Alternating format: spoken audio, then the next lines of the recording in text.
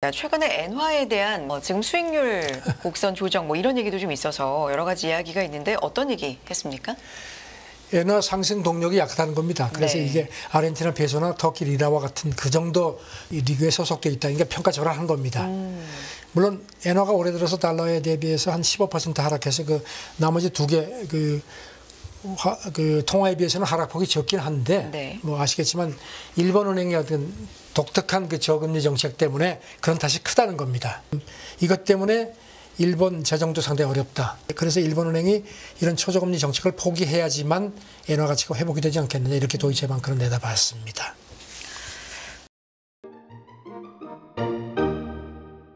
네, 선재규 선임 기자 나와 계십니다. 어서 오세요. 안녕하세요. 네, 오늘도 이스라엘과 하마스 간 전쟁 이야기 업데이트부터 시작해 보겠습니다. 그 가자 지구에서 이집트 쪽으로 통하는 그 라파 국경 검문소가 어제로 이틀째 열려서 또 그 외국인들이 네. 지금 이게 숫자는 좀 오락가락하는데요. 한 600명 정도 그쪽으로 이집트로 넘어간 걸로 되어 있고요. 여기에는 한국 그 국적자 5명도 포함된 걸로 처음에 전해졌고 우리 외교부가 확인을 했습니다. 네. 전부 일가족이라고 합니다. 그 가자 지구에 있던 한국 가족으로는 유일한 케이스였는데 그동안에 어디 대피해 있다가 이제 어제 이집트 쪽으로 넘어간 걸로 되어 있습니다. 네. 어제 그 넘어간 인원 중에 보면 외국인하고 외국 이중 국적자가 한 15개국 출신인데 미국 사람들이 제일 많아서 한 400명 정도로 집계가 됐고요. 그저께 첫날 통과한 그 외국인하고 이중 국적자는 한 360명 정도로 그렇게 집계가 됐습니다. 네. 우리나라 한국인 5명이 포함이 돼서 라파 국경을 통과를 했다. 외교부도 확인을 했다라는 소식이고요.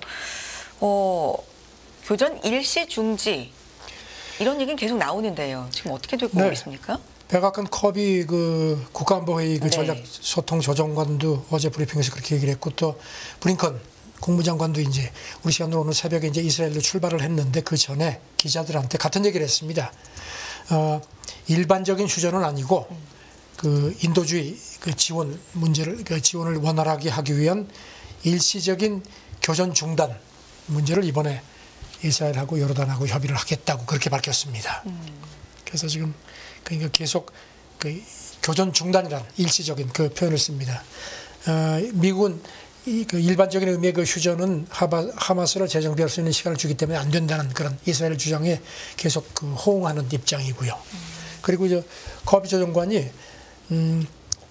그 가자지구 난민 캠프를 계속 그 이스라엘이 공격을 하는데 그게 적법한 공격 목표라고 생각하느냐 그러니까 이스라엘한테 물어봐라. 네. 나는 그걸 말할 수 있는 위치가 아니다. 상당히 그 답변을 피했습니다. 그리고 또 이스라엘이 가자지구 공격할 때 민간인 피해를 최소화하기 위해서 노력하고 있다고 보느냐 이렇게 물어보니까 그런 노력을 하고 있다고 보는데 하지만 이스라엘 작전이 민간인 피해를 초래하지 않는다는 걸 의미하는 건 아니다. 아주 좀 묘하게 말을 했습니다. 네. 블링컨 국무장관의 이야기를 조금 더 해보면 두 국가 해법 이야기는 전부터 나왔던 거잖아요. 이 언급을 다시 한 겁니까? 이번에 가서 그 얘기를 하겠다는 얘기를 했네요. 네. 지금 현재로서는 그 분쟁에 집중하고 있지만 분쟁 이후에도 초점을 맞춰야 한다 이렇게 얘기를 했습니다. 그러면서 그 이번에 이스라엘하고 요르단하고 대화하면서 이 두 국가 문제를 어떻게 할지 논의할 거다. 이런 얘기를 했습니다. 이게 최선의 그 유일한 방법이라고 생각한다. 미국은 그동안에도 이 얘기를 해왔죠. 네. 또 어떤 언급 뒷받침을 덧붙였나요? 그리고 이제 계속 그 블링컨 장관 얘기는요. 이런 그 이스라엘의 그 방어권에 대해서 그걸 또 거듭 확인을 했습니다. 그러면서도 이 분쟁이 확산하지 않아야 한다는 우리의 미국의 입장은 단호하다 얘기를 했는데 그래서 이번에 가서 이스라엘을 좀 이렇게 자제를 시키려고 하는 상황인데 지금 조금 전에 들어온 외신을 보니까 이스라엘군이 그 가자지구 북쪽에 있는 그 하마스 거점인 가자 시티를 완전히 포위를 한 모양입니다. 그래가지고 이제 여차하면 이제 진짜 본격적인 지상전을 시작하려고 하는데 그 즈음에 지금 블링컨이 급히 가는 겁니다. 그러게요. 사실 지상전 사실상 돌입 직전이다라는 얘기는 나온 지가 좀 몇 주 됐잖아요. 그 네타냐후 일주일 총리도 정도. 오늘 새벽 네. 보도를 보니까요. 이 전투의 마지막 단계다 뭐 이런 표현까지 했던 네. 걸로 돼 있는데요. 지금 저는 이스라엘이 저는 하마스를 어떻게 하든지 거점을 다 괴멸시키겠다는 입장이거든요. 그런데 지금 현실적으로 그게 가능하겠느냐는 그런 회의감도 많고요. 자, 블링컨이 이번에 가서 이제 어떻게 그거를 이제 해결을 할지 상당히 궁금합니다. 어떻게 보면 일촉즉발의 상황에서 블링컨 국무장관이 또 가서 그렇습니다. 이 사태를 좀 어떻게 진정을 시킬지 이 부분도 주목이 되고요. 두 국가 해법은 바이든 대통령도 또 교황도 거론을 했다. 이건 어떤 얘기일까요? 뉴욕 타임스가 이거를 짚었는데요. 네. 아시다시피 지금 이제 잠깐 설명드리면은 이 1990년대 초에 그 오슬로 협정 이제 그때 이제 처음으로 이제 팔레스타인 독립 국가를 이제 세워서 그렇게 해결하자는 그런 구상이 이제 나왔고요. 그리고 그 후에 한 20년 정도 이걸 가지고 계속 평화 협상을 했는데 뭐 서로 밀고 당기고 해가지고 별 진전이 없었습니다. 그러다가 2014년에 사실상 협상이 중단됐습니다. 평화 협상이. 그래서 이제 뭐 두 개 국가 해법은 사망 신고를 한 거라고 그렇게 지적을 했었는데 이번에 이제 전쟁 나면서 그게 다시 부상을 하는 겁니다. 네. 바이든 대통령도 그렇고 프란체스코 교황도 하고 또 아랍 쪽에서도 그런 얘기가 나오고 합니다. 그래서 좀 주목을 받는데 하지만 현실적으로 걸림돌이 많습니다. 영국 시사주간 이코노미스트도 그렇고 보면요 몇 가지 지금 걸림돌이 있는데 일단 하마스가 이제 큰 걸림돌입니다. 그 팔레스타인 자치정부가 지금 이제 하마스는 가자 지구를 이제 통제하고 있죠. 네. 그리고 이제 요르단강 서안 지구는 이제 팔레스타인 자치정부가 통제를 하고 있는데 지금 그 서방 미국 등이 원하는 거는 하마스가 괴멸되면은 팔레스타인 자치정부가 좀 그 통제권을 다시 회복을 해서 이렇게 한 걸 원하는데 팔레스타인 자치정부가 뭐 부패 문제 그다음에 또 뭐 이래가지고 좀 팔레스타인인한테도 별로 그렇게 신뢰를 받지 못하는 상황입니다. 그것도 걸림돌이고요. 그다음에 또 요르단강 서안에는 지금 어제도 말씀드렸지만 유대인 인구가 지금 50만 명 정도입니다. 네. 그러니까 유대인 정착촌이 상당히 뿌리 깊게 자리를 잡았거든요. 그러니까 이제 그것도 지금 걸림돌이 되는 겁니다. 네. 그다음에 이제 하마스를 설사 이번에 이스라엘이 완전히 뭐 괴멸시킨다고 해도 팔레스타인 사람들의 그 반 이스라엘 감정이 워낙 뿌리 깊은 거기 때문에 하마스 2.0이 나오지 않으라는 보장이 없다는 겁니다. 네. 그래서 이런 그 뿌리 깊은 어떤 종교적인 어떤 갈등 같은 것까지 다 이렇게 있기 때문에 쉽지가 않다는 겁니다. 물론 그 이코노미스트 분석은 이번에 이제 네타냐후가 하마스 기습에 허를 찔렸죠. 그래서 이제 거기에 대한 책임지라는 얘기들도 많고 해서 선거가 있으면은 이제 네타냐후 정권이 이게 좀 교체될 가능성이 있는데 그렇기 때문에 이제 이스라엘 중도나 좌파 정치인들이 이제 집권을 하게 돼도 이 문제는 워낙 뜨거운 감자라서 손을 안 대려고 할 거라는 겁니다. 그래서 큰 기대는 어렵다. 하지만 어쨌든지 지금 현실적으로 이 두 개 국가 해법을 그 실현시키지 않으면 계속 이런 식으로 충돌을 할 수밖에 없다는 것을 다들 인식을 하고 있다는 거죠. 네. 오슬로 협정 체결 후에 20여 년간 논의를 해오고 좀 공을 들여왔던 게 2014년 이후에는 사실상 중단이 그렇죠. 됐는데 그러다가 이제 이번에 다시 네. 이제 이거 외에는 현실적인 해결책이 없는 거 아니냐 그런 얘기들이 자꾸 나오는 겁니다. 하지만 현실적으로는 어려운 점이 걸림돌이, 참 많다. 여전히 많다는 겁니다. 네. 이 문제가 뭐 현지의 정치적으로도 상당히 뭐 영향이 당연히 많겠지만 미국 정치 얘기도 상당히 많이 나오지 않습니까? 또 그렇죠. 대선을 앞두고 있기 때문에 바이든 대통령 같은 경우는 중국 쪽만 좀 신경을 쓰고 있다가 이 중동 문제 쪽은 좀 신경 안 쓰다가 뒤통수를 맞았다 이런 얘기도 있네요. 그 뉴욕타임스 분석인데요. 네. 지금 그 전임 트럼프 행정부 때 아주 팔레스타인 관계가 아주 엉망이 됐습니다. 미국하고. 가지고 그때 뭐 여러 가지가 있었지만 특히 그 텔아비브에 있던 그 미국 대사관을 예루살렘으로 옮겼죠. 그래가지고 그때 뭐 아랍 쪽에서 굉장히 반발이 많았는데 거기다 더해서 그 예루살렘 그 미국 영사관이 그 예루살렘에 그 복원을 시켰습니다. 네. 그리고 또 트럼프 행정부 때 미국 대사관을 옮기면서 미국 영사관을 그 밑에 팔레스타인 부르다가 격화시켜가지고 그 예루살렘으로 옮긴 대사관 밑에 집어넣었습니다. 그러니까 이제 원래 예루살렘에 있었거든요. 네. 미국 영사관이. 그게 이제 팔레스타인 쪽을 담당을 했는데 그러니까 이제 팔레스타인 쪽에서는 무시를 당한 거죠. 그래가지고 그때 뭐 굉장히 뭐 뺨을 맞았다 이런 식의 얘기가 있었거든요. 그래서 이제 바이든이 선거 캠페인, 2020년 대선 캠페인 때 내가 집권하면은 이런 그 팔레스타인 문제를 내가 그동안에 한 걸 많이 복원시키겠다고 동약을 했는데 뭐 지금 우크라이나 전쟁도 그렇고 중국하고 막 계속 기싸움 하느라고 그거를 뒷전에 밀려나 있었고 별로 신경을 안 썼다는 겁니다. 그러다가 이제 이번에 사태가 터지니까 팔레스타인 쪽에서 더 감정이 안 좋다는 겁니다. 그런 스토리가 있었군요. 네, 지금 네. 뭐 바이든은 뭐 계속 이런 그 이스라엘 그 문제 이게 두 개 국가 해법 가지고선 조용히 끈질기 외교를 계속 하겠다고 했는데 이게 뭐 조용하고 끈질기기만 하지 어떤 성과가 없는 겁니다. 지금 특히 그 팔레스타인 쪽에서 볼 때. 그래서 지금 불만이 많은 겁니다. 그래서 국제사회가 진짜 이번에 바이든이 이렇게 움직이는 게 진짜인지 한번 지켜보겠다 뭐 이런 그 모양새다 하는 게 뉴욕타임스 분석입니다. 네. 이 중동 사태로 인해서 미국 내에서도 바이든 대통령에 대한 지지율이라든가 이런 것들이 좀 영향을 받을 가능성이 클까요? 그럼요. 지금 이게 뭐 현재까지는 지금 그 중동 그 이슈가 악재로 작용하고 있죠. 바이든한테는 선거 쪽에서요. 자, 이런 부분도 지켜볼 만한 부분이고 다음 얘기로 넘어가 보겠습니다. 미국이 오바마 행정부 이후 처음으로 중국과 핵 군축 회담을 한다라는 보도가 있습니다. 월스트리트저널이 먼저 보도를 했고요. 네. 그리고 그 중국 쪽에서 확인을 했습니다. 그러니까 현지 시간으로 오는 6일 워싱턴 DC에서 미국하고 중국 관계자들이 만나서 대개 한 차관복급 정도가 되는 모양인데요. 네. 핵 군축 주제로다가 만난다고 합니다. 그러니까 이제 뭐 오판이라든가 이런 게 있을 수 있는 거에 대한 어떤 이런 좀 예방하려는 그런 건데 지금 전문가들 얘기는 이제 오바마 행정부 이후에 처음이거든요. 그래서 이번에 무슨 뭐 구체적인 것보다는 서로 간의 어떤 연결끈을 만드는 정도, 정치적인 어떤 그 협상 정도가 아니겠느냐고 하는데 어쨌든지 이런 그 시작이 됐다는 건 의미가 있다는 겁니다. 네. 일단은 의미 있는 한 발짝이다. 구체적으로는 어떤 얘기들 나올까요? 그동안에 뭐 이게 이제 미국하고 러시아 문제도 이제 거론이 돼야 되는데요. 미국하고 러시아는 뭐 양대 핵 보유국이니까 이미 핵 군축 협정, 그 뉴스타트 기억하시죠? 그거를 체결을 한 상태고 물론 이제 그거 연장하는 거 가지고 지금 러시아하고 기싸움을 하고 있죠. 네. 그렇지만 이제 중국 같은 경우는 핵 전력에서는 미국하고 러시아에 비해서 상대적으로 상당히 좀 떨어져 있었죠. 그래서 그 이 핵 군축에 직접 중국까지 들어가 있지는 않았습니다. 다만 이제 중국은 클린턴 행정부 때 네. 그 포괄적 핵실험 금지 조약 CTBT 여기는 서명을 했습니다.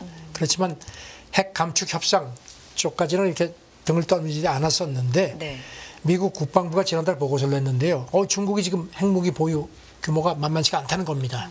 그래서 지금 미국이 예상하는 것보다 훨씬 더 빠르게 핵무기를 생산하고 있다는 판단이라는 겁니다. 그래서 안 되겠다 싶으니까 이제 중국까지 핵 군축 협상에 이제 끌어들이려고 하는 게 이제 미국의 입장이었고요. 중국이 일단 응하는 그런 모양새입니다. 네.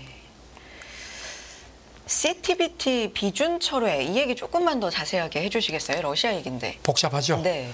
이게 1996년에 유엔 총회에서 이게 승인이 됐고요. 이건 이제 모든 핵실험을 금지하는 겁니다.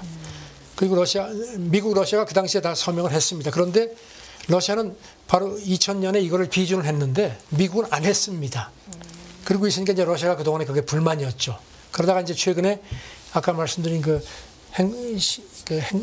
핵무기 감축 협정 미국하고 러시아가 이제 그걸 맺고 있었는데 그게 이제 연장이 돼야 되거든요. 네. 그러니까 2026년이면 이제 종료가 되고 그래서 연장을 해야 되는데 미국이 이제 그걸 하자고 하니까 러시아가 그동안에 뭐 이제 우크라이나 전쟁 관련해서 또 뭐 서로 밀고 당기고 하다가 러시아가 우리 안에 빠져버렸습니다. 그리고 이제 그런 상태였는데 이제 푸틴이 거기 더해서 이 포괄적 핵무기 실험 금지법 이건 러시아는 비준을 했다고 말씀드렸죠. 네. 근데 이거를 철회하는 법안에 서명을 했습니다. 그래서 이제 러시아가 여기서 빠져버렸습니다. 아주 복잡합니다. 지금 우크라이나 전쟁 때문에 지금 뭐 그다음에 미중 갈등 이런 것 때문에 지금 이 핵무기 감축 이런 것들에 대한 어떤 아주 상당히 복잡한 상황이 됐습니다. 지금 말씀해 주신 그런 스토리를 갖고 있는 역사를 갖고 있는 이 이야기. 그런데 어제 푸틴이 CTBT 비준철의 법안에 서명했다. 네. 네. 자, 다음 얘기를 해봅니다. 영국에서 AI 재앙 대처에 대한 첫 정상회담이 열렸다. 어떤 얘기가 오고 갔을까요? 슈넥 영국 총리가 이제 처음 네. 구상을 한 걸로 그렇게 돼 있고요. 그래서 이제 우리나라도 포함됐고요. 중국, 뭐 유럽연합, 영국, 그다음에 이스라엘까지 이렇게 이스라엘도 AI 쪽은 이제 강국으로 분류가 되어 있니까요. 그래서 이제 주요 28개 AI국 그 주도국들이 이제 런던 영국에서 네. 이제 오늘까지 이틀간 이제 오늘은 이제 비공개 회의를 합니다. 회의 제목이 AI 안전 정상회의 이제 오요. 그리고 이제 일단 첫날 이른바 그 브래틀리 선언이라는 걸 채택을 했습니다. 뭐 여러 가지 내용이 있는데 이겁니다. AI가 개발은 해야 되는데 그동안에 사실 AI에 대한 여러 가지 윤리적인 문제가 많이 제기가 됐죠. 그다음에 어떤 그런 뭐 지재권 문제, 그러니까 이런 위험 가능성에 대해서 워낙 이게 이제 앞으로 인류 미래에 영향을 미칠 수 있으니까 미리 뭔가 국제적인 행동 규범 같은 거를 만들고 공동 대처하자는 겁니다. 그래서 이제 어제 브래틀리 선언이라는 걸 채택을 했습니다. 네. 위험성이 있으니까 앞으로를 대비해서 공동 대처하자라는 것까지는 뭐 누구나 다 할 수 있는 이야기고 공감대가 많이 형성될 것 같은데 세부적인 내용이 어떤 것들이 있는지가 중요할 것 같아요. 그러니까 이제 이게 이제 아주 복잡한데요. 네. 일단 그래도 이제 이런 그 이번 회의의 성격을 가장 잘 이렇게 짚어주는 네. 발언을 한 게 제가 보기엔 머스크 같습니다. 머스크가 어제 회의에 앞서서 기자들한테 AI 그 개발사들을 감독하고 하는 게는 중요하다. 그리고 그런데 이제 이 사람 얘기 그런 그 감독 틀이 필요한데 공정한 규칙이라는 게 지금 사실 지금 참 애매하다는 겁니다. 그리고 그런 걸 감독하는 규칙을 만들기 전에 이런 상황을 좀 잘 보는 게 필요하다. 그래서 이번 회의에서 그런 걸 좀 했으면 좋겠다는 거고요. 그리고 또 AI 업계 입장에서는 네. 걱정이 되는 게 당국이 어떤 규제 틀을 만들기 전에 이렇게 뭔가를 잘 이해를 해야 되는데 우선 뭐 보니까 막 너무 부작용이 많으니까 야 이거 규제하자 이렇게 성급하게 가는 거는 안 된다는 겁니다. 그러니까 어떤 의미에서는 일리가 있는 얘기입니다. 이해하고 파악하기도 그렇죠. 전에 규제부터 하면 안 된다는 거죠. 그러니까 이번에 정부라든가 이런 게 모든 그 기업 학계하고 모두 머리를 맞대고 이런 걸 논의하자. 그래서 이제 오늘 이틀째 회의는 비공개로 열립니다. 그러니까 좀 서로 솔직한 얘기를 하자는 의미인 것 같습니다.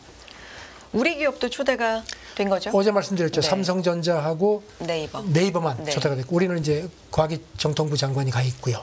그다음에 이제 G7에서는 그 이탈리아 총리만 참석을 하고 미국은 부통령이 갔고요. 그다음에 유럽연합 뭐 집행위원장도 가고 윤 대통령도 화상연설을 합니다.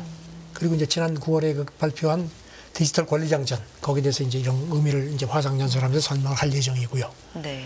그리고 이스라엘 총리도 네타냐후도 지금 전쟁 중에 여기다 이제 뭔가 화상연설을 하는 모양인데 일부 참석자들이 아니 이스라엘은 뭐하러 불렀어? 저 지금 저렇게 뭐 가자지구 막 폭격하는데 중국도 그 차관급이 왔는데 중국 사람 왜 왔어? 뭐 이런 식으로 약간 좀 거부감이 있는 모양입니다. 네. 하지만 그런 거부감보다도 저는 중국, 이스라엘 모두 AI 주요 개발국이니까 이제 초대를 한 겁니다. 이 회의는 이게 뭐 처음이자 마지막인 거예요? 아니면 처음이 정기적으로 아닙니다. 6개월 간격으로 이제 열리는데 네. 6개월 후에 두 번째 회의는 한국에서 그다음에 세 번째 6개월 후에 회의는 프랑스가 여는 걸로 그렇게 영국 정부가 발표를 했고요. 그리고 네. 이제 브래틀리 선언이라고 말씀드렸는데 네. 그 영화 보신 기억이 날 겁니다. 앨런 튜링이라고 그 컴퓨터 과학의 선구자고 그 천재 수학자였죠. 이 사람이 2차 대전 때 그 독일 암호 체계 애니그마 체계를 해독을 해가지고 그때 연합군 승리에 굉장히 결정적인 기여를 했는데 그 사람이 연구했던 곳이 이 브래틀리 파크에 있는 저택입니다. 그래서 이제 이 이름을 땄습니다. 이거는 영화로도 나왔죠. 네. 저는 개인적으로 영화를 안 봤는데 전 봤습니다. 영화 재밌을 것 같아요. 네. 프란치스코 교황 얘기 또 나오는데요. 유엔 기후총회 첫 참석해서 미래가 위태롭다 이런 발언을 했습니까? 두바이에서 제28차 유엔 기후변화 협약 그 당사국 총회 COP28이라고 부르죠. 네. 이게 이제 오는 10일까지 열리는데 교황이 이탈리아 매체하고 회견하면서 여기 참석한다 이렇게 밝혔습니다. 가서 아마 연설도 할 모양인데요. 그 어떤 우리 지금 세대도 그렇지만 자녀 그다음에 그 자녀의 자녀 세대까지 모두가 위태롭다, 책임감을 가져야 한다 이런 얘기를 강조를 할 것 같습니다. 네. 교황이 2013년에 그 즉위하고 나서 사실 기후 위기에 굉장히 관심을 많이 보였습니다. 2015년에는 이른바 그 찬미 받으소서 하는 그 생태 회칙도 발표를 했고요. 그다음에 거기 후속 조치로 그 화석연료 퇴출을 촉구하는 그 교황 권고도 낸 바 있습니다. 그리고 또 이번에 그 COP28 의장이 이제 그 아랍에미리트 그 이 사람이 무슨 뭐 저 석유업계 회장이라서 좀 논란이 있었는데 이 사람도 만났습니다. 네. 하여튼 교황이 더 적극적으로 기후위기에 관여를 하는 그런 모습을 보이네요. 네. 이달 말에 네. 두바이에서 개막하는 제28차 유엔 기후변화 협약 당사국 총회 COP28에 참여를 한다. 네. 네, 이런 얘기군요. 다음 얘기 좀 해볼까요? 도이치방크 얘기인데 엔화 얘기를 했습니다. 최근에 엔화에 대한 지금 수익률 곡선 조정 이런 얘기도 좀 있어서 여러 가지 이야기가 있는데 어떤 얘기 했습니까? 엔화 상승 동력이 약하다는 겁니다. 그래서 네. 이게 아르헨티나 페소나 터키 리라와 같은 그 정도 수준 그 리그에 소속돼 있다는 게 평가절하한 겁니다. 물론 엔화가 올해 들어서 달러에 대비해서 한 15% 하락해서 그 나머지 두 개 그 통화에 비해서는 하락폭이 적긴 한데 네. 뭐 아시겠지만 일본은행의 어떤 독특한 그 저금리 정책 때문에 그건 다시 크다는 겁니다. 그 수익률 그 YCC 그거 지금 늦춘다고 얘기를 하는데 지금 뭐 올해 낸 초금리 그 기조에서 벗어나기 힘들지 않겠느냐 그런 관측을 하는 모양입니다. 일단 그래서 지금 이것 때문에 일본 재정도 상당히 어렵다. 왜냐하면 엔화 가치가 떨어지기 때문에요. 이제 그런 건데 이제 그래서 일본은행이 이런 초저금리 정책을 포기해야지만 엔화 가치가 회복이 되지 않겠느냐 이렇게 도이체방크는 내다봤습니다. 그런데 일본 입장에서는 엔화가 페소나 리라화 하고 이렇게 뭔가 비교가 된다는 게 네, 어떨지 궁금하네요.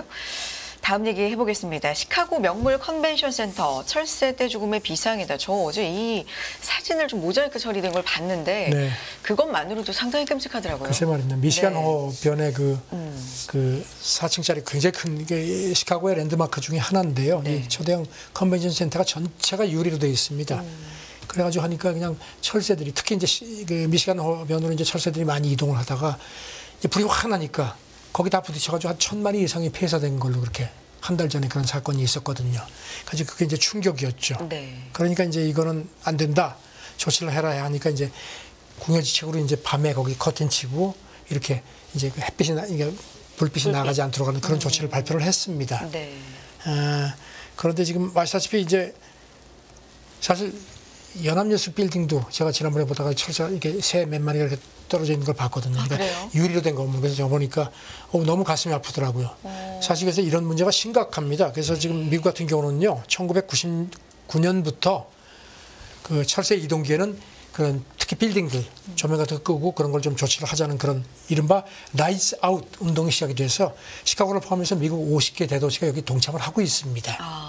지금 그 조류 전문가들 얘기는요, 이렇게 하면은 그 이렇게 조류가 그 유리 건물에 충돌할 수 있는 확률이 한 80% 정도 줄어든다는 겁니다.